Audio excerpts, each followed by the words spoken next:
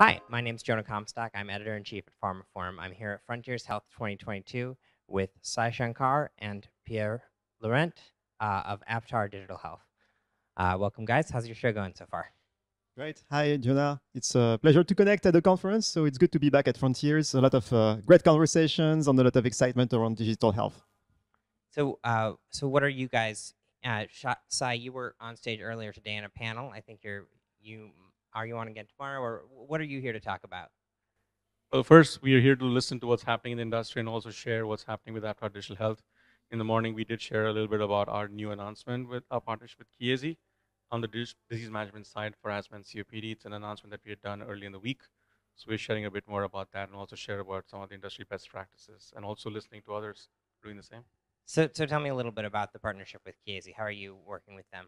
So the partnership entails where Chiesi is going to be our co-commercial partner to go to market for disease management platform for asthma and COPD, with the idea that we take our platform capabilities and work with payers and providers in the European market and bring the solution to patients. And Chiesi, with their network already that's detailing doctors and their network with their payers, would be able to support us in the commercialization approach for that. Great. Pierre, you joined Aptar via acquisition, right? Yes, correct. And is that fairly recent thing? It was end of last year, so it's been almost a year now. So how's it been going? Great. I mean, we technically merged with a pre-existing team working on digital health at Aptar Pharma. So that particular team was focused on connected add-on to drug delivery systems. So a very complementary skill set as ours. They were very good at electronics, on a lot of cool engineering around devices. And we technically merged with them. We were more focused on the software, software as a medical device, digital therapeutics, and now everything is under the same roof.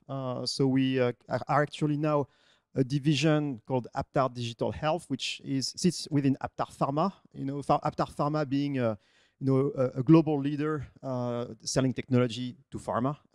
And what we have seen over the past year is a significant acceleration of the business across different dimensions. So, I mean, we signed new contracts, that are taking us to new therapeutic areas. So, Voluntis was particularly strong in oncology, diabetes, and we are starting in immunology, for example. So now, since the acquisition, we have been able to expand quickly into like 7 therapeutic areas. We have seen also, a great case to add new solutions to our offer. So we were very focused on software. Now we are able to be more like an end-to-end technology provider to pharma companies. So now we still do software, of course, and we can still work across all routes of administrations. However, for certain drugs that are administered, via a certain device, now we can also add the connected piece to it. So, for example, think about smart inhalers or even smart auto injectors. We can enable that connectivity, and eventually, what we're going to do is, more, let's say, seamlessly integrated companions to existing therapies. And our goal, hasn't changed. Our goal is still to improve patients' experience with their treatment. It's to enable also patients to achieve a better quality of life and reach better outcomes with their disease. So you hear a lot about culture fit when it comes to startups versus pharma, and having that culture of innovation, of iteration. How has that been for you moving into that space and trying to maintain that DNA and staying able to kind of innovate in a startup-y way? Yeah, I think the cultural fit is very good with Aptar just because of a few things.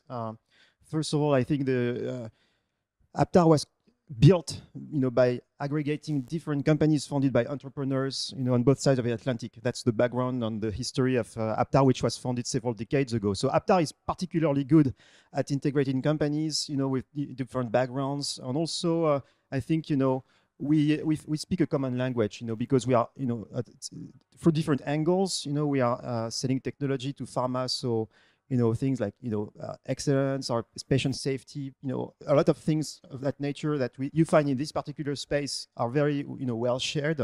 I think, we also see like common values, that's very important also to us on a daily basis. So I think from a cultural perspective, it's been going very well, and it takes us also to a more diverse environment. I mean, Aptar is particularly good, at D&I. So, for example, we have more nationalities now working on our projects. We are expanding faster globally also. So Aptar is present in many countries on more than obviously what Voluntis was doing before. So, for example, now we have projects that span not only North America and Europe, but also into Asia. So we have 2 projects that take us to Japan, and we have some conversations also in India and China. So that has been accelerated also by the Aptar group. So global culture also that takes us to new frontiers. So, Sai, tell me a little bit about the sort of some of the trends you've heard here, and what you came into the conference with, what you're going to walk away with, and what do you think are kind of some of the most important things that pharma companies need to be keeping in mind around digital transformation right now? Well, the good thing is that all pharma companies are deeply engaged in digital today, and that was very evident in all this talks we've heard so far. The other thing that they are facing is really the challenge of scaling DTX or any digital solution, and how are we building value and creating value from a patient perspective, but also from a business perspective. So I think that's clearly a point of discussion that keeps coming up throughout the day, which I think is good, because everybody is thinking, okay, now that we've built some evidence, we have good data sets, how are we going to really scale it and really have adoption out there. So we had a session in the morning, we discussed the same topic, and it will be continuing theme throughout the day.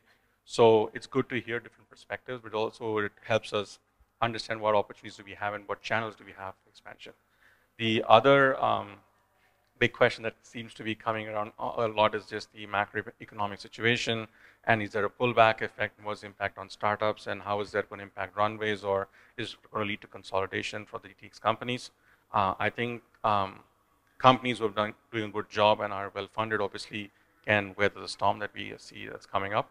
But there will also be opportunities for us to be in a more collaborative environment. So people are looking for collaboration. So a lot of people who come and approach us saying, we love what you do, but hey, can we also work and create additional collaboration? So we take this as a great opportunity for the industry to not only build bridges, but also look for scaling. And that's what we really need for success of the business. Great. Well, thank you guys both so much. It's been lovely to chat, and good luck with the rest of the show and with everything you're working on. Thank you, Jonah. Thank you, Jonah.